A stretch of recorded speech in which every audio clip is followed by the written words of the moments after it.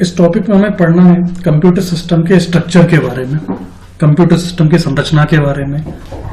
हालांकि मैंने पहले बताया था कि कंप्यूटर क्योंकि एक तरह का सिस्टम है तो इसमें कोई एक पार्ट नहीं होता, ये कई पार्ट्स का एक कॉम्बिनेशन है। कई सारे पार्ट्स मिलकर कंप्यूटर सिस्टम के फॉर्म को डेवलप करते हैं। अब कई सारे पार्ट्स जैसे कि कीबोर्ड है, माउस है, रैम, रोम, मदरबोर्ड वगैरह सारे पार्ट्स अपने अपने काम करते हैं और फाइनली हम पूरे कंपोनेंट्स को, सारे ही कंपोनेंट्स को कंप्लीटली इस यूनिट को कंप्यूटर के नाम से जानते हैं।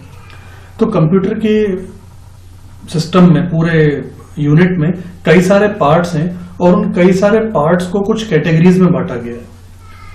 इन कैटेगरीज को हम input category, input devices category, processing parts category और आउटपुट पार्ट्स कैटेगरी के नाम से जान सकते हैं। यूं कह सकते हैं कि जितने भी तरह के कंप्यूटर में ऑपरेशंस होते हैं उनको भी हम 3 कैटेगरीज में डिवाइड कर रहे हैं यहाँ पर, इनपुट, प्रोसेसिंग और आउटपुट। नाम से ही समझ में आता है कि वो सारे पार्ट्स जो कंप्यूटर सिस्टम को बाहरी डेटा अंदर लेने में सहायता करते होंगे, उन पार्ट्स को इनपुट पार्ट्स कहा जाता है। इसके अलावा जो इंफॉर्मेशंस एक बार कंप्यूटर में आ गई तो उसमें यूजर की आवश्यकता के अनुसार जो जो ऑपरेशंस किए जाएंगे, उन सूचनाओं के साथ साथ जो भी प्रक्रियाएं की जाएंगी वो प्रक्रियाएं प्रोसेसिंग कहलाती हैं।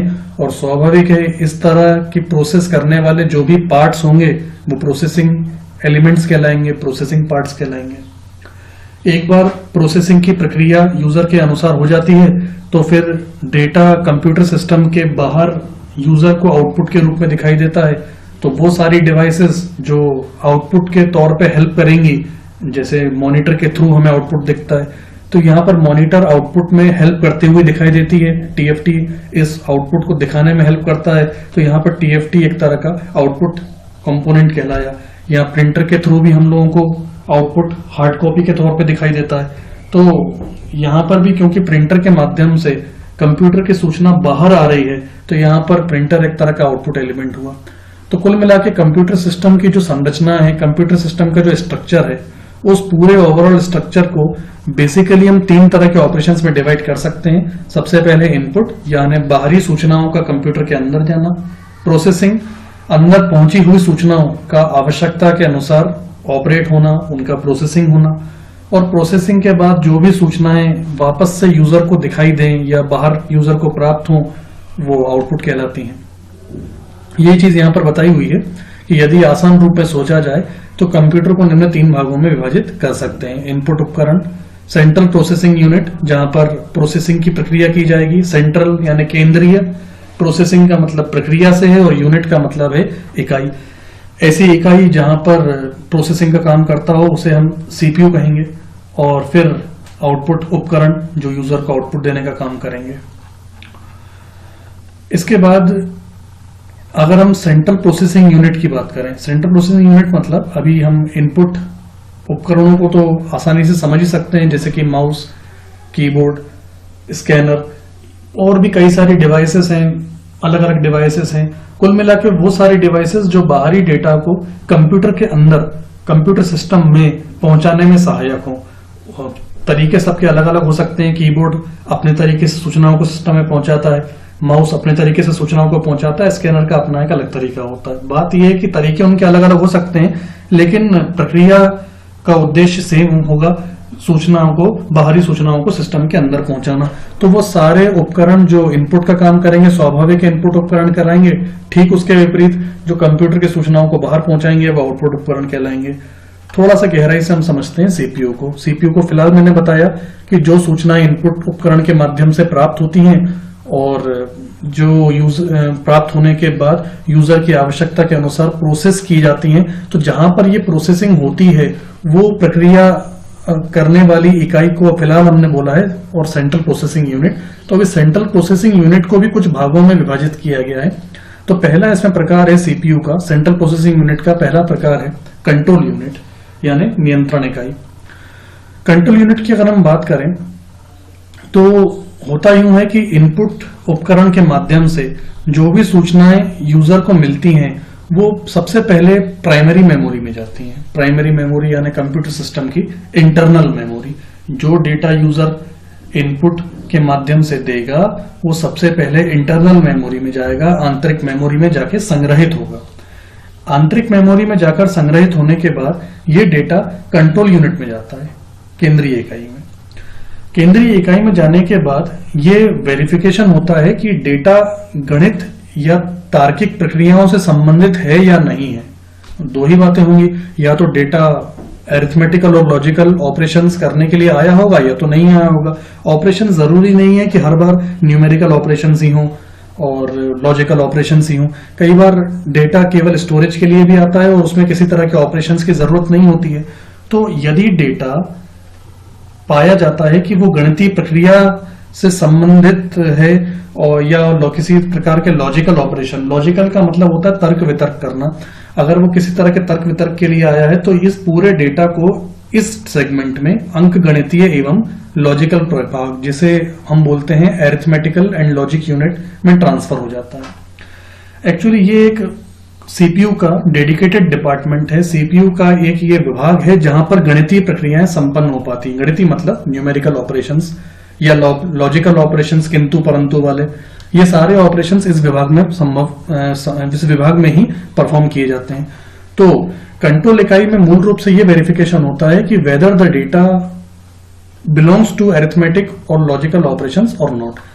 अगर ये डेटा इस तरह की कोई गणितीय प्रक्रिया की इसको आवश्यकता हो या किसी प्रकार के लॉजिकल ऑपरेशन की आवश्यकता हो तो ये डेटा कंट्रोल यूनिट से ट्रांसफर हो जाएगा यहाँ पर इस विभाग में, जिसको हम शॉर्ट फॉर्म में बोलेंगे ALU, arithmetic and logic unit.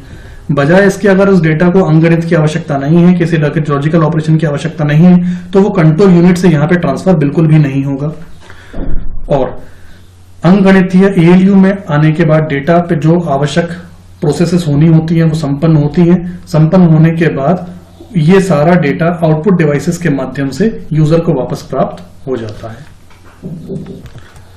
यहां इस डायग्राम में आंतरिक मेमोरी के ठीक ऊपर द्वितीय सहायक मेमोरी का एक ब्लॉक दिया हुआ है। एक्चुअली ये जो द्वितीय सहायक मेमोरी है ये दर्शा रहा है हमारी उन स्टोरेज डिवाइसेस को जिसे हम हार्ड डिस्क या मेमोरी कार्ड के रूप में बोल सकते हैं। देखिए, कंप्यूटर सिस्टम में जो डेटा इनपुट किया जाता है जरूरी नहीं कि उसे सेव करना ही हो, तो डेटा इंटरनल मेमोरी में तो जाएगा ही। इंटरनल मेमोरी के जाने के बाद वो आप ये नहीं मान सकते कि वो डेटा सेव्ड है और आपको दोबारा मिल जाएगा सिस्टम को रीस्टार्ट करने पे। तो अगर आप चाहते हैं कि वो डेटा आपको स्थायी रूप से संग्रहित करना हो और आप चाहते हो कि सिस्टम शटडाउन करने के बाद दोबारा स्टार्ट करने पर वो डेटा हमें मिले, तो हम उसको सेव करते हैं। सेव करने के बाद वो डेटा प्राइमरी मेमोरी से चला जाता है द्वितीयक मेमोरी में। यूं कहा जा सकता है कि द्वितीयक मेमोरी में जाने के बाद डेटा सेव माना जाता है और सिस्टम रीस्टार्ट करने पर वो डेटा हमको पुनः प्राप्त हो सकता है।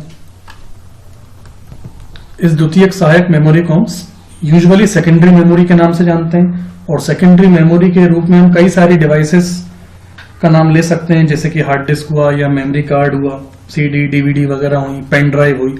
इन सारी डिवाइसेस की विशेषता ये होती है कि अगर इन्हें करंट नहीं भी मिलता है तो उसके बाद भी ये डेटा को संग्रहित रखती हैं। जैसे डीवीडी की हम बात करें या हार्ड डिस्क की बात करें, अगर हम उन्हें कंप्यूटर सिस्टम से डिटैच कर देते हैं, अलग हटा देते हैं, तो भी उनमें डेटा कहीं गुमता नहीं है, डेटा उसके अंदर बना हुआ रहता है। तो ऐसी मेमोरी को द्वितीयक मेमोरी या सेकेंडरी मेमोरी कहा जाता है। इसके बारे में डिटेल में आगे सिलेबस में आएगा, तब इसको अच्छे से और डेप्थ में पढ़ा जाएगा। इसी डायग्राम में एक बात और है कि ये सारे ब्लॉक्स, जैसे कि इंटरनल मेमोरी का ब्लॉक हुआ या कंट्रोल यूनिट इकाई का ब्लॉक हुआ, इन सारे एलिमेंट ब्लॉक्स के बीच में डेटा का आदान प्रदान तो स्वाभाविक होता ही होगा। मतलब जैसे इनपुट डिवाइसेस के माध्यम से सूचना इंटरनल मेमोरी में गई, प्राइमरी मेमोरी में गई, फिर वहां से इंफॉर्मेशन यदि हम सेव करते हैं तो वो सेकेंडरी मेमोरी में गई। अब सवाल ये पैदा होता है कि सूचनाएं आ जा किसके माध्यम से रही हैं। तो एक यूनिट से दूसरी यूनिट में सूचनाएं आवागमन करने के लिए, सूचनाएं आने जाने के लिए कुछ केबल्स का यूज करती हैं, कुछ तारों का यूज करती हैं, और यहाँ पर उन तारों को जो डेटा का आदान प्रदान कर रही हैं, उन वायर्स को, उन केबल्स को यहाँ पर बस के नाम से जाना जाता है। बस, BUS, बस। ये बसेस ही डेटा को ट्रेवर्स करने का यानी कि एक स्थान से दूसरे स्थान पर पहुंचाने का काम करती हैं। अब इन बसेस को भी कुछ कैटेगरीज में डिवाइड किया गया, जैसे हम नाम लेते हैं डेटा बस का। नाम से ही आप समझ जाएं, डेटा बस मतलब ये एक ऐसी बस है, एक ऐसा केबल है, एक ऐसी वायर है जिसके माध्यम से सूचनाओं का आदान प्रदान होगा, सूचनाओं का। और वो भी ये आदान प्रदान, इस प्रकार का आदान प्रदान सीपीयू और मुख्य मेमोरी का मतलब यहाँ पर प्राइमरी मेमोरी में से है। तो सीपीयू और प्राइमरी मेमोरी के बीच में जब भी डेटा का ट्रांसफर होगा तो वो इस डेटा बस के माध्यम से ही होगा। इसके बाद एड्रेस बस। एड्रेस बस नाम से ही आपको याद रहेगा, ये ऐसी बस है जो मेमोरी के एड्रेसेस को ट्रांसफर करने का काम करती है। देखिए, जितना इंपॉर्टेंस डेटा का है उतनी ही इंपॉर्टेंस एड्रेस का भी है। एड्रेस ही मेंशन करता है कि डेटा जाना किस स्थान पर है और आया किस स्थान से है। इसके बाद लास्ट में कंट्रोल बस। तो कंट्रोल बस से भी क्लियरली साउंड हो जाता है कि कंट्रोल बस का उपयोग निर्देशों को भेजने के लिए किया जाता है कि डेटा को संग्रहित कहाँ करना है और कहाँ से डेटा को रीड करना है। यूं कहा जा सकता है कि निर्देशों को भेजने के लिए कंट्रोल बस का इस्तेमाल किया जाता है। तो फाइनली डेटा बस का इस्तेमाल करेंगे डेटा को भेजने के लिए, एड्रेस बस के थ्रू एड्रेसेस को ट्रेवर्स किया जाता है, भेजा जाता है, और कंट्रोल बस के थ्रू निर्देशों का आदान प्रदान किया जाता है।